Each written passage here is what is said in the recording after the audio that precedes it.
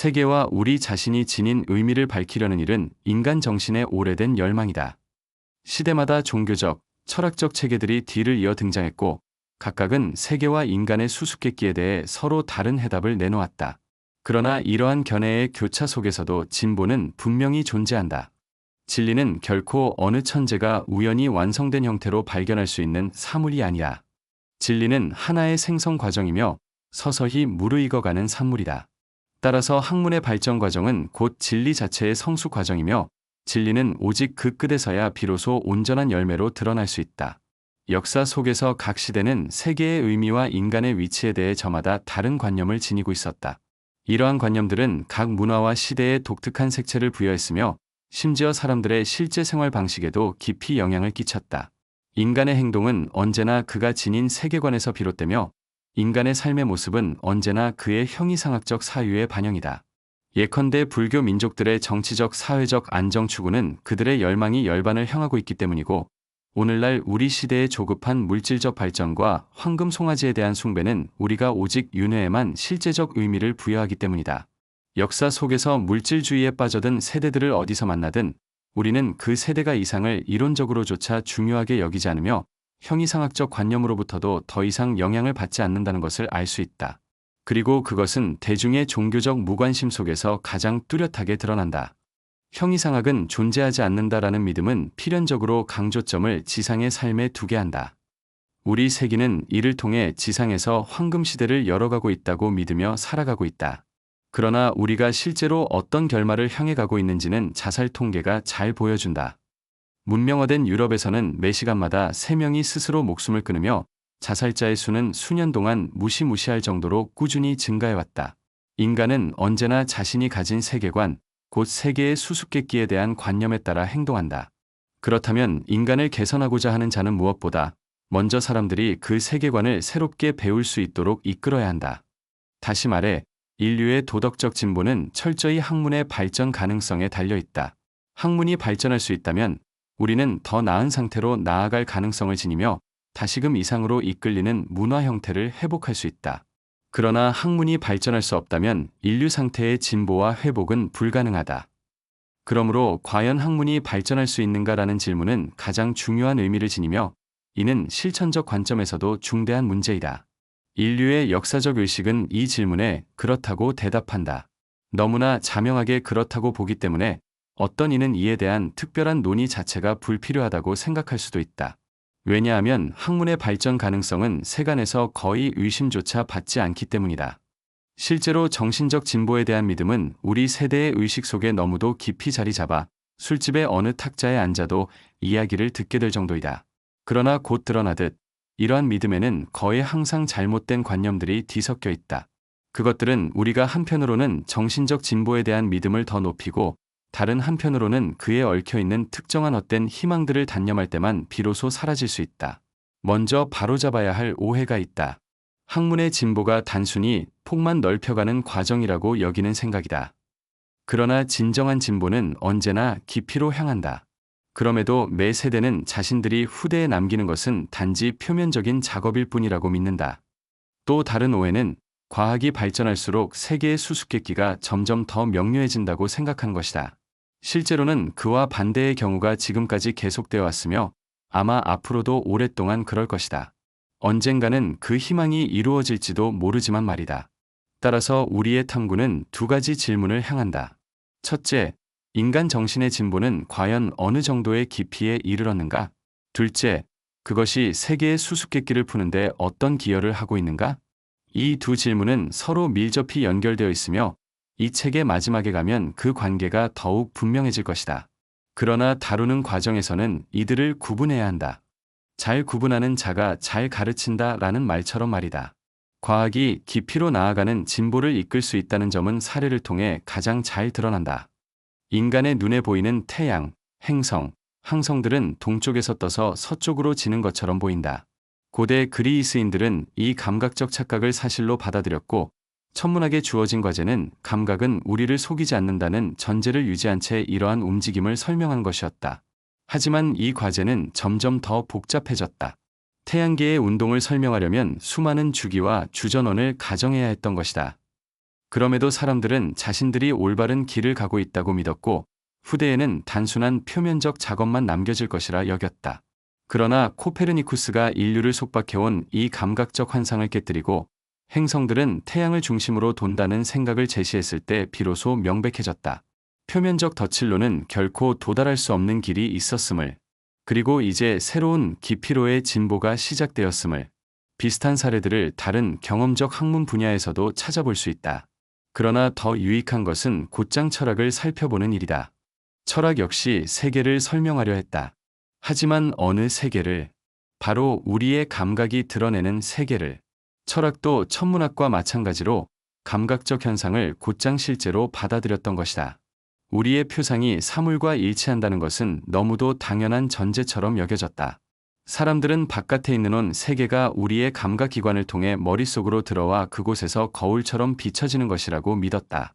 따라서 대상들을 탐구하면 곧바로 진리의 보물을 붙잡을 수 있다고 여겼다. 그러나 칸트가 등장해 자신이 세운 발견을 코페르니쿠스의 전환에 비유하면서 이 모든 전제를 잘못이라고 선언하고 무엇보다 먼저 주체와 그 인식기관을 연구해야 한다고 주장했을 때 다시 한번 신호탄이 울렸다.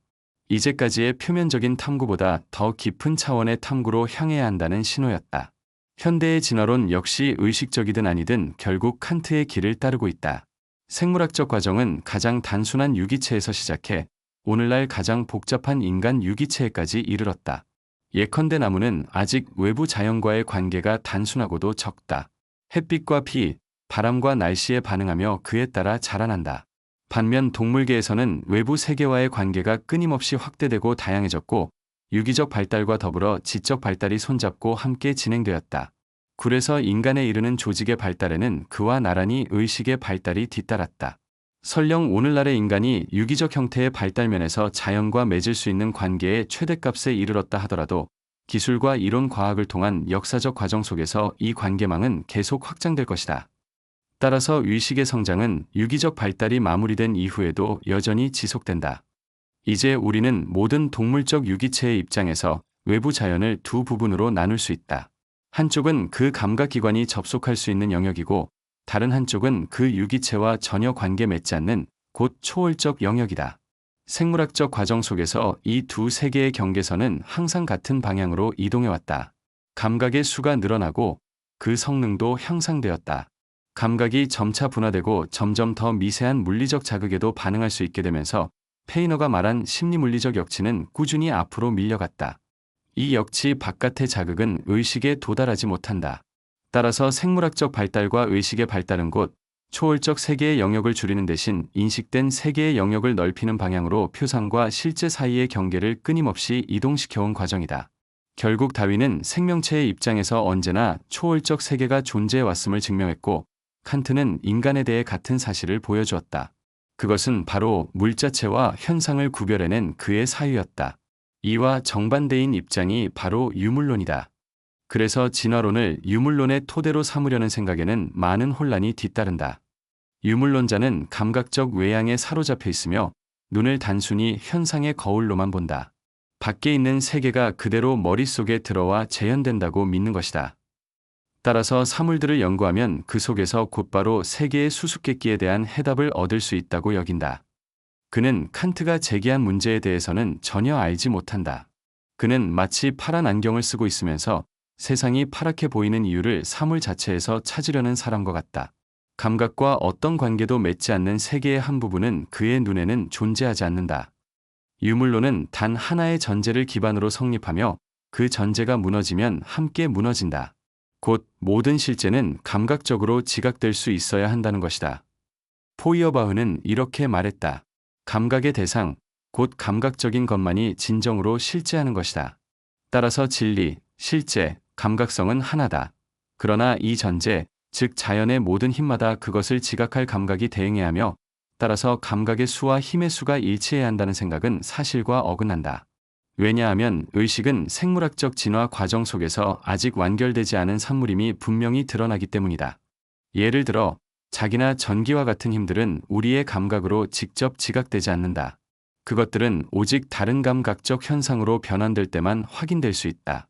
세계가 여전히 풀리지 않은 수수께끼로 남아있는 것은 바로 지각 가능성과 실제가 일치하지 않기 때문이다. 만약 그것들이 동일하다면 불과 몇 세기 만에 모든 진리가 발견되었을 것이다. 따라서 생물학적 발달의 전체 과정은 유물론의 전제에 대한 일종의 항이라 할 수 있다.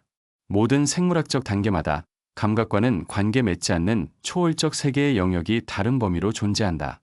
유물론은 인간 역시 진화의 산물이라고 보면서도 이상하게도 이렇게 전 과정에서 드러나는 지각 가능성과 실제의 불일치가 인간에게는 더 이상 존재하지 않는다고 주장한다.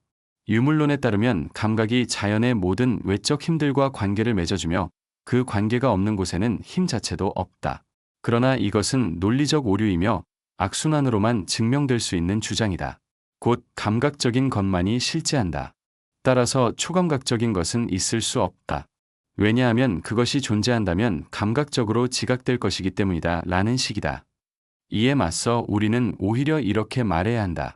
시각과 관계를 맺지 못하기 때문에 눈에 보이지 않는 자연의 영역이 있는 것처럼 우리 전체 유기체와 관계 맺지 못하기 때문에 우리에게 존재하지 않는 자연의 부분들도 있다는 것이다. 자연의 정밀함은 감각과 이성의 정밀함을 훨씬 넘어선다고 베이컨은 말했다. 모든 참된 인식의 진보는 깊이로 향한다는 명제는 지난 수십 년 동안 오히려 유물론 자체에 의해 화려하게 입증되었다. 유물론은 자연의 현상들에 의해 점점 더 멀리 밀려나면서 결국 자기 자신의 전제를 포기할 수밖에 없게 되었기 때문이다. 감각 생리학 이론은 실험적으로 지각할 수 있음과 실제가 일치하지 않음을 보여주었다. 우리가 보지 못하는 태양광선이 있고 듣지 못하는 공기 진동이 있다. 또한 이론 물리학에서는 원자론을 세울 수밖에 없었는데 그 결과 유물론은 감각으로는 붙잡을 수 없는 개념들을 다루면서 스스로 부정해왔던 형이상학의 한복판으로 들어와 버렸다. 그는 지각할 수 있음과 실제가 동일하다고 주장했지만 실상은 정반대로 된 것이다. 유물론은 과학이 이제 거의 완성되어 주변적 확장만 가능하다고 믿었으나 지금은 스스로 더 깊은 탐구로 나아갈 수밖에 없는 처지에 놓여 있다. 과학사의 흐름 속에서는 종종 지식의 객관적 지평선이 눈앞에 다다른 듯 보였고 이제는 그저 그 수평선을 향해 나아가기만 하면 된다고 여겨지곤 했다. 그러나 그것은 매번 착각이었다. 특히 자연과학의 눈부신 발전은 이러한 착각을 크게 부추겼다. 사람들은 이제야 비로소 올바른 탐구 방법, 즉 실험적 방법을 발견했다고 믿었고 실제로도 자연의 모든 영역에서 상상조차 못했던 진보가 이루어졌다. 하지만 자연과학은 아직 목표에 도달하지 못했으며 오히려 앞으로 과제가 완수된 후에는 더 깊은 차원의 새로운 전망이 열릴 것임이 드러나고 있다. 자연과학은 이제 스스로 인정하지 않을 수 없게 되었다. 우리가 눈앞의 세계를 설명할 수 있다고 해도 그것은 다만 표상된 세계를 설명하는 것일 뿐 감각과 이성이 빚어낸 2차적 현상에 불과하다는 사실을 말이다. 따라서 자연과학은 결국 자기 작업이 인간 정신의 위대한 준비 작업일 뿐이며 철학과 합류하여 함께 인식의 문제를 풀어가야 한다는 것을 깨달아야 한다. 이때 드러나는 것은 철학과 자연과학의 날카로운 대립과 적대가 단지 일시적 분업에 불과했다는 점이다. 결국 이는 베이컨의 말, 사람들은 무수히 많은 이들이 같은 일을 반복할 때가 아니라 각자가 고유한 일을 맡을 때 비로소 자기 힘을 알게 된다. 이 일을 확인시켜준다. 양쪽이 각자의 전문 과제를 완수한다면 분리되었던 두 정신의 흐름이 다시 합쳐질 때 상상도 못한 성과가 나오게 될 것이며 그것은 깊이로 향하는 진보일 것이다. 그 이후의 과제는 표상된 세계와 실제 세계, 우리의 인식 능력과 사물들 사이의 관계를 밝히는 일이다. 칸트가 제기한 바로 그 문제가 이제 자연과학 속에서도 준비되고 있다. 과거처럼 그것을 사유의 공상이라 치부하며 무시하지 않고 오히려 실험적으로 그 정당성을 스스로 증명하고 있는 것이다.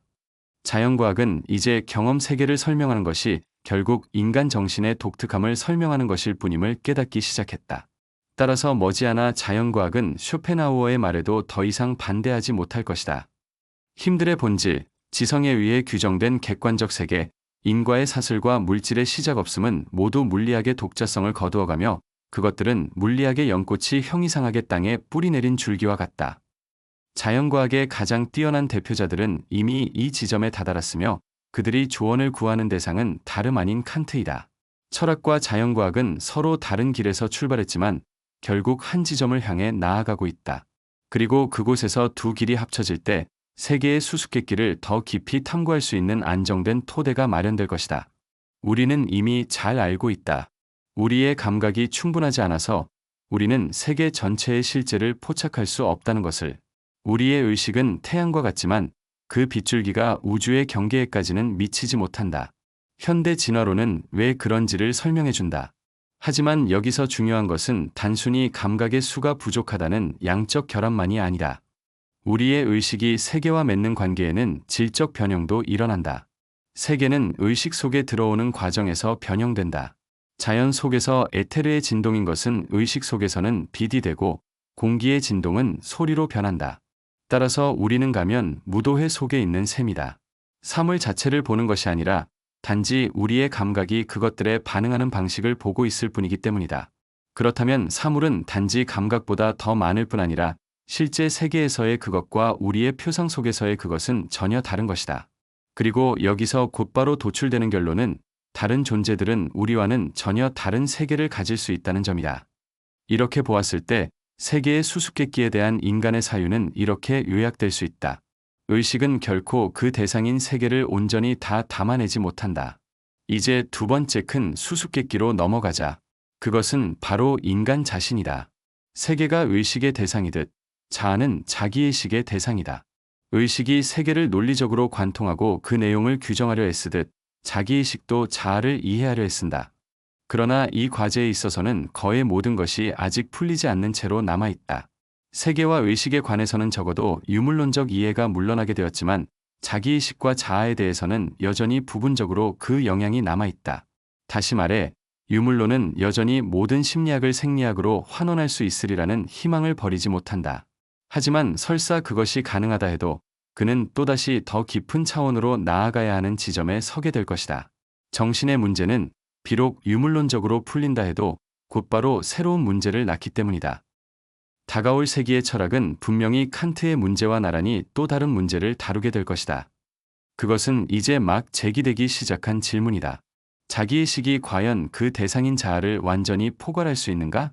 자기의식에 대한 문제 역시 의식에 대한 문제만큼이나 정당하다. 그리고 우리는 두 질문 모두 결국 부정적인 답을 얻게 될 것이라는 충분한 이유를 가지고 있다. 다시 말해 의식과 세계의 관계가 그러하듯 자기의식과 자아의 관계 또한 마찬가지일 것이라는 뜻이다. 자기의식은 자아를 완전히 담아내지 못할 수 있으며 반대로 자아는 자기의식을 넘어서는 것일 수 있다. 이는 단지 논리적으로 가능한 가설이 아니라 유비와 진화론의 관점에서도 지지된다. 자연은 아마도 수천만 년 동안 생존 투쟁이라는 고통스러운 과정을 거쳐 마침내 인간에게 세계의 수수께끼와 형이상학적 문제의 어두움을 자각할 수 있는 수준의 세계의식을 키워냈다. 그런데 그와 달리 인간 속에서 처음으로 반짝이기 시작한 자기의식이 우연히 처음부터 완성된 형태로 나타났고 더 이상 발전할 수 없는 완전한 산물로 주어진 것이라 가정한 것은 매우 무모한 일이다. 즉, 자기의식이 자아 전체를 이미 포괄하고 있다고 보는 생각은 지나치게 성급하다. 그렇다면 즉 인식론이 이미 초월적 세계의 존재를 증명했다면 다음 세기의 자기인식론은 분명히 초월적 자아의 존재를 증명하게 될 것이다.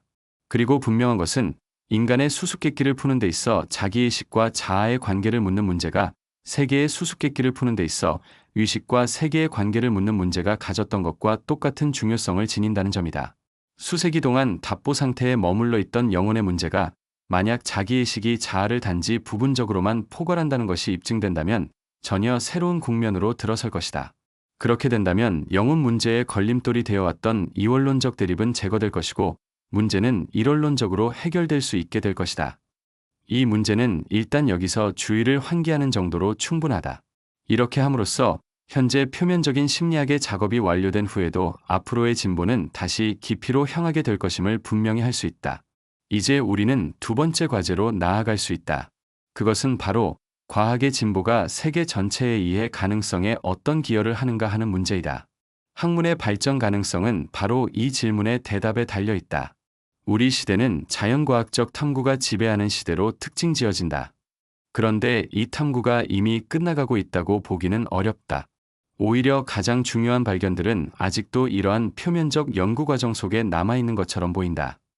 그러나 언젠가는 또다시 깊이로의 진보가 열리는 시기가 올 것이다. 인간 정신의 활동이 표면적 연구에 몰두할 때 세계의 수수께끼는 점점 더 쉽게 풀려가고 결국은 명확해져야 할 것 같지만 실제로는 그렇지 않다. 앞서 보았듯 모든 진보는 결국 깊이로 나아가기 때문에 세계의 수수께끼는 오히려 점점 더 난해해질 수밖에 없다. 인간 정신의 발전 과정에는 이런 역설이 있다. 새로운 부분적 진리를 발견할수록 문제가 줄어들기는커녕 오히려 늘어난다는 것이다. 우리가 세계를 알면 알수록 세계는 점점 더 기묘하게 보인다. 가장 적게 아는 자에게는 세계가 단순해 보이지만 천재에게는 훨씬 더 복잡해 보인다. 그래서 교양은 비록 인간 자체를 겸손하게 만들지는 못할지라도 세계의 수수께끼 앞에서는 인간을 겸손하게 만든다. 그 반대의 모습은 오늘날 우리 세대가 특히 두드러지게 보여주는 중간 수준의 머리들이 가진 자기만족에서 볼 수 있다.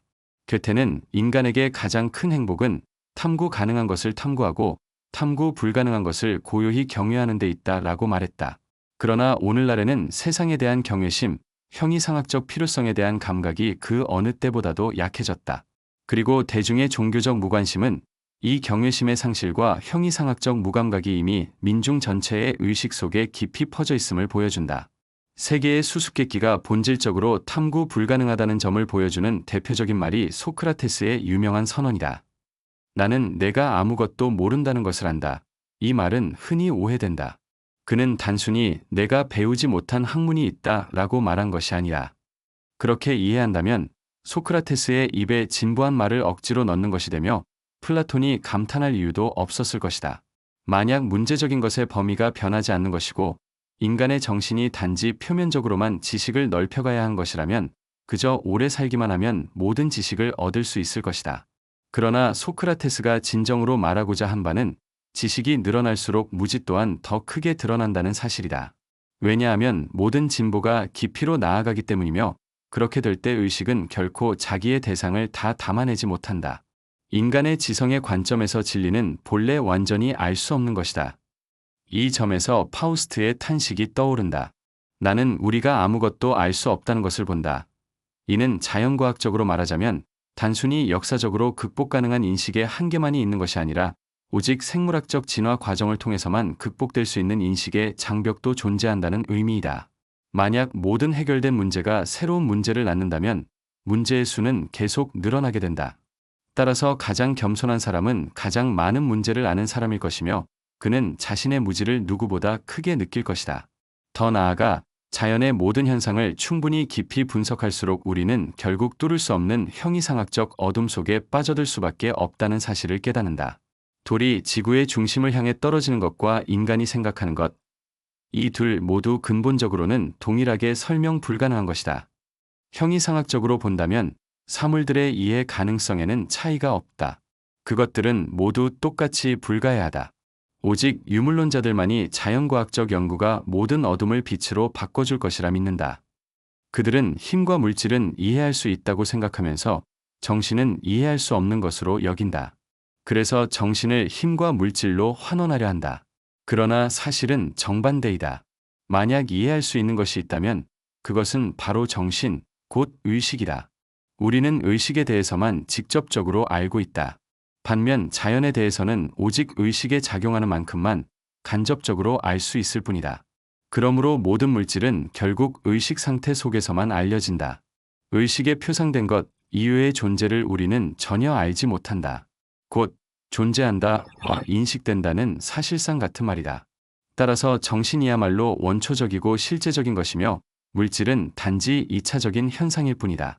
물질의 실제성은 아직 확정되지 않았으며 만약 우리의 지각 능력이 달라진다면 우리의 물질 세계 전체도 전혀 다른 양상을 띨 것이다.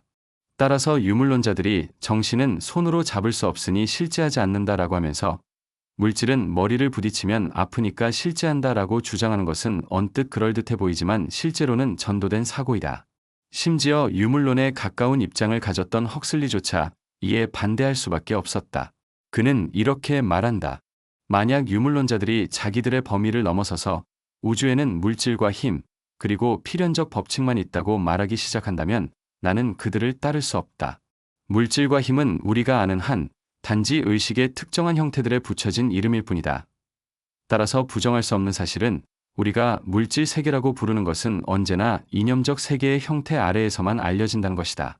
데카르트가 말했듯 우리의 영혼에 대한 지식은 우리의 몸에 대한 지식보다 훨씬 더 내적이고 확실하다. 그러므로 우리는 단지 객관적 세계만을 일방적으로 탐구해서는 진리에 도달할 수 없다. 그런 탐구는 결국 다시금 우리를 더 깊은 차원으로 이끌고 곧바로 정신의 문제 앞에 서게 만들 뿐이다. 사람은 대개 배우기 시작할 때 가장 많이 안다고 믿는다. 이것은 개인에게도 인류 전체에도 해당한다. 세계는 우리의 이해에 가까워지지 않는다. 오히려 우리가 배울수록 세계는 더 놀랍고 더 수수께끼처럼 보인다. 페이너의 말대로 자연의 셈은 우리가 퍼올리려 하면 할수록 더 깊어진다. 그리고 우리의 존재 자체도 그 가장 깊은 곳에 함께 놓여 있다. 우리는 이미 방대한 학식을 쌓아 올렸지만 그 사는 문제만 늘리고 우리의 무지만 키울 뿐이다. 그래서 세계는 남태평양의 어느 섬 주민에게 보이는 것보다 우리에게 훨씬 더 복잡하게 보인다. 그러므로 과학사의 역사는 세계의 수수께끼를 밝히는 이야기라기보다 그 수수께끼를 자각하는 의식이 점점 깊어지는 과정이라고 해야 한다. 내게 교수 요하네스 폴켈트가 한 번 써보낸 말처럼 경탄은 철학의 시작일 뿐 아니라 끝이기도 하다. 철학과 과학의 전개 속에서는 우리의 표상과 개념이 현실에 맞춰져가는 적응 과정이 이루어진다. 진리란 표상과 현실의 일치이다. 진리는 증명되기 전에 이미 예감되며 다시 말해 하나의 가설로서 존재를 시작한다. 통상 이런 가설들의 파급 범위는 과대평가된다. 그러나 그 배후에는 설명의 원리는 불필요하게 늘리지 말아야 한다. 는 의식적 논리에 부합하는 올바른 논리적 본능이 놓여 있다. 따라서 어떤 가설이든 가능한 한 넓은 현상을 설명하려 애써야 한다. 다만 연구자는 잊지 말아야 한다. 가설의 진리가 확인되고 나면 그 다음의 모든 확인 작업은 표면적인 작업에 그친다는 것을, 그리고 모든 가설은 제한된 유효 범위를 지닌다는 것을, 그 한계에 이르면 그 다음의 진보는 다시 깊이로 향한다. 이 새로운 시기의 첫 징후는 언제나 우리의 가설들과 모순되는 현상이 발견된다는 데 있다. 현대 과학의 특징은 새로운 사실의 발견을 우연에 맡기지 않고 의도적으로 그것을 찾아 나선다는 데 있다. 그렇다면 과학은 이론의 증거를 더 모으는 데만 치중해서는 안 된다. 오히려 경험과 이론이 충돌하는 지점, 곧 모순을 찾아야 한다. 거기에야말로 진정한, 그리고 깊이로 파고드는 진보가 달려있기 때문이다. 모든 현상적 사실은 우리의 세계 이해라는 관점에서 두 가지 범주로 나뉜다. 하나는 우리의 이론과 일치한 것들이고 다른 하나는 그 이론들과 충돌하는 것들이다. 만약 전자만 존재한다면 더 이상의 진보는 불가능할 것이다. 표상이 현실에 완전히 맞추어졌다면 더 이상 적응 과정은 일어날 수 없기 때문이다. 그러므로 과거에 늘 진보가 있어 왔듯 앞으로도 진보가 있을 것이라 믿는 사람이라면 우리 이론들과 충돌하는 현상적 사실이 반드시 존재한다는 점을 당연히 받아들여야 한다. 그리고 바로 그런 현상들을 찾아내고 거기에 들이를 대는 것, 이것이 인류의 정신적 진보를 확신하는 연구자의 과제이다. 존 허셜은 이를 아주 멋지게 표현했다. 완전한 관찰자는 지식의 모든 영역에서 자신의 눈을 늘 열어두어야 한다. 그래야 이미 받아들여진 이론에 따르면 일어나지 말아야 할 사건이 일어날 때 즉시 그것을 포착할 수 있기 때문이다. 바로 그런 사실들이 새로운 발견으로 이끄는 인도자가 된다. 부정할 수 없는 것은 오늘날 우리의 세대가 자연과학에서 거둔 눈부신 성과들에 취해 이 원칙을 거의 무시하고 있다는 점이다. 과학의 위대한 성과는 언제나 표면적 방향에서 이루어진다.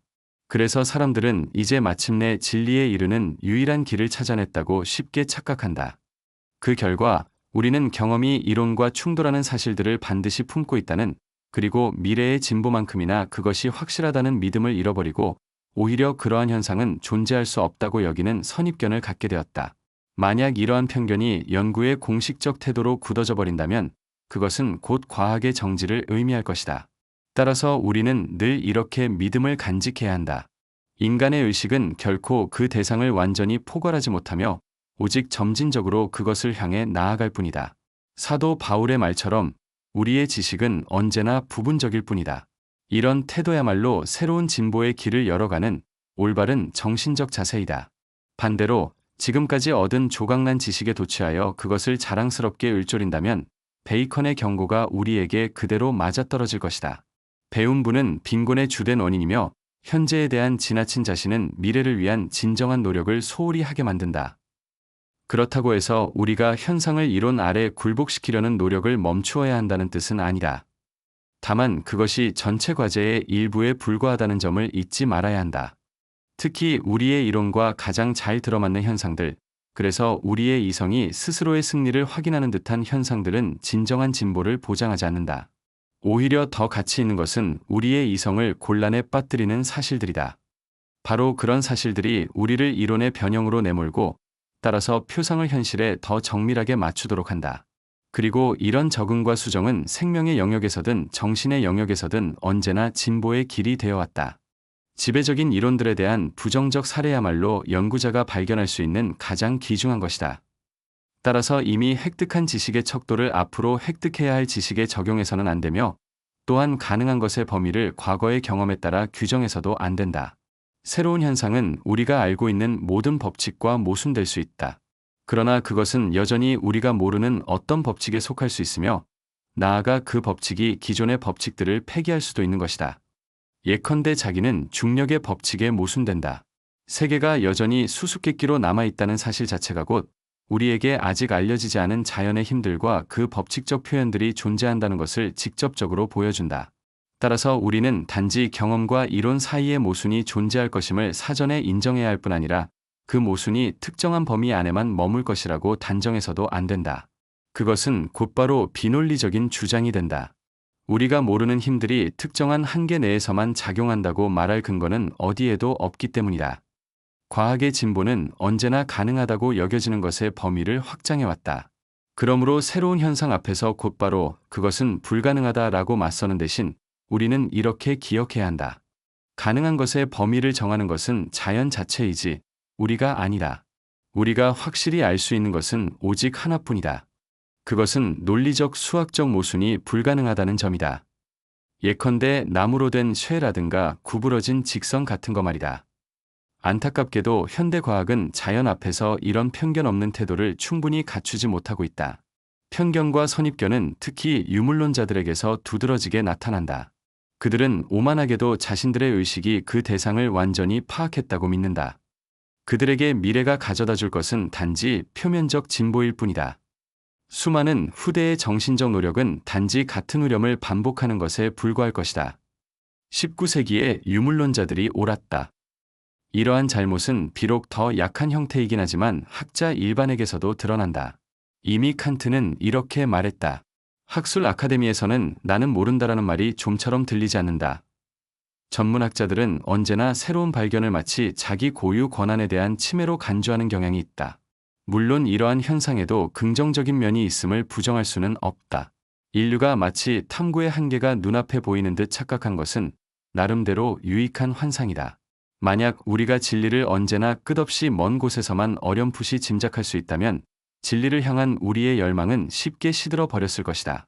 진리는 언제나 연구자들 앞에 그 매력을 가까운 자리에서 드러내며 그렇게 함으로써 우리를 끊임없이 앞으로 그리고 더 깊은 곳으로 유인한다. 케플러는 자신이 진리를 탐구하는 과정을 이렇게 묘사한다.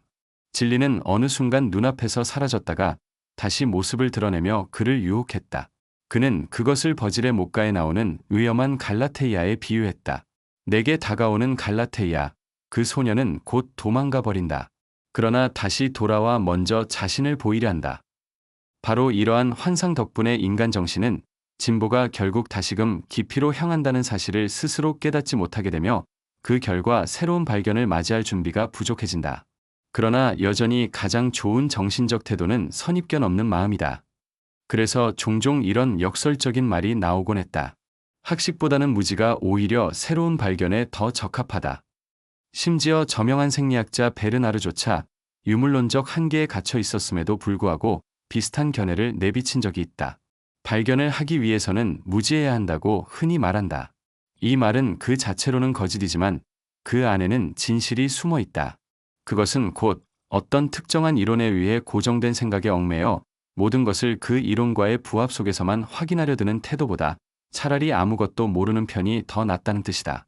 이론에 사로잡히지 않은 무지한 사람은 새로운 사실을 훨씬 더 쉽게 볼 수 있다. 반대로 특정 이론에 지배된 사람은 그 이론과 맞지 않는 사실을 아예 보지 못한다. 그렇다고 해서 무지를 하나의 원칙으로 세우려는 것은 아니다. 사람이 많이 배울수록, 더 많은 준비 지식을 가질수록 위대한 발견을 할 가능성도 더 크다. 다만 중요한 것은 언제나 마음의 자유를 간직하고 자연 속에서 우리의 이론으로 볼 때 불합리해 보이는 것들이 결코 불가능한 것이 아닐 수 있다는 믿음을 가지는 것이다.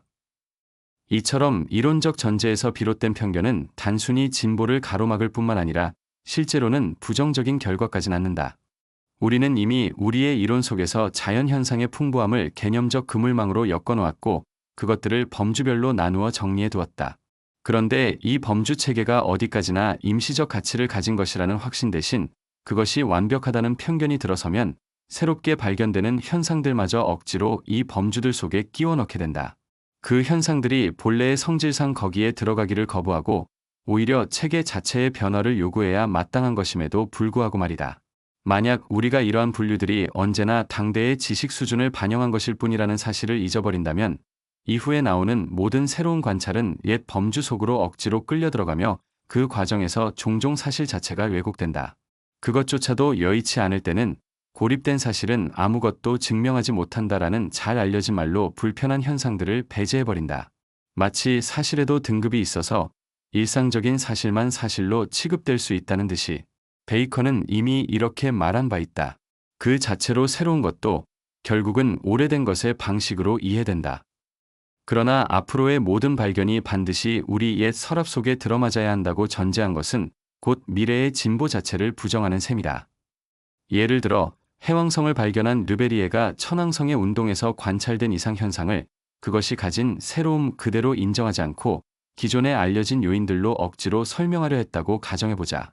그렇다면 그는 새로운 행성의 존재를 추론하기는커녕 이미 알려진 다른 행성들의 질량이나 거리를 마음대로 조정했을 것이며 그 결과 천문학 전체가 큰 혼란에 빠졌을 것이다. 실제로 새로운 현상들을 억지로 낡은 서랍 속에 끼워 넣을 때마다 이런 혼란이 생기며 불행히도 이는 현대 과학에서 아주 흔한 일이다. 이 대목에서 나는 늘 한 하녀의 이야기가 떠오른다. 그 하녀는 듣고 배운 것을 자기 것으로 만들려는 본래는 칭찬할 만한 성향을 가지고 있었다.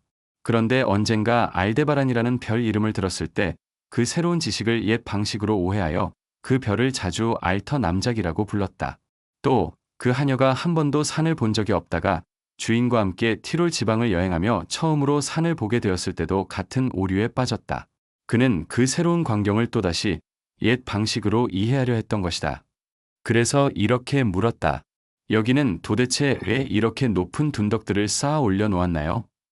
칸트가 말한 자기가 이미 다른 곳에서 본 것과 동일한 것 외에는 어디에서도 아무것도 보지 못하는 학자들을 리빙스턴이 말해준 한 흑인과 비교할 수도 있을 것 같다.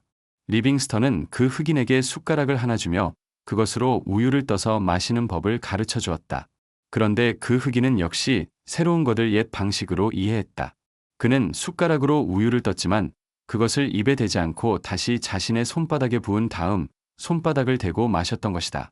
사람이 사물을 이해하려 애쓰는 과정에서 새로운 현상조차도 기존의 도구로 설명하려 하는 것은 충분히 정당하다. 그러나 그것은 어디까지나 가설적 시도일 뿐이며 결코 현상 자체를 억지로 왜곡하는 단계까지 가서는 안 된다. 하지만 특히 현대 심리학에서 이런 억지 해석은 매우 자주 벌어지고 있다.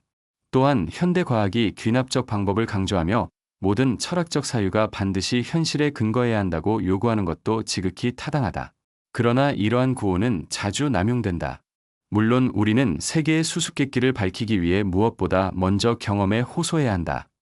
그러나 경험이 우리에게 무엇을 제공할 수 있고 무엇을 제공하지 말아야 하는지를 우리가 미리 정해 놓아서는 안 된다.